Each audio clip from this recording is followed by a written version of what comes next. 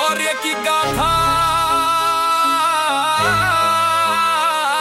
शौर्य की गाथा, रक्त की धारा गूंजे आसमान, महोबा की माटी मांगे वीरों का बलिदान। सीने में अंगार भरा है जैसे काल साक्षात, आल्हा उदल रण में आए करने दो दो हाथ। हाथों में बिजली कौंधे और आंखों में अंगार, चमक रहे हैं पहने भाला और ढालन की खनकार। बड़े लड़ैया आल्हा उदल जिनसे हार गई तलवार,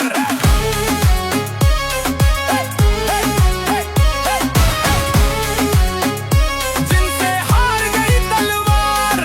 दशराज के आंगन गूंजी इन वीरों की किलकारी, बना पर के उस रक्त में थी गजब की खुददारी। मेहर वाली शारदा माँ का मिला अजय वरदान, भक्ति की उस शक्ति से ही बढ़ा आल्हा का मान। परमाल के सेनापति वे अनबान के पक्के, रणभूमि में दुश्मन के छुड़ा देते थे छक्के।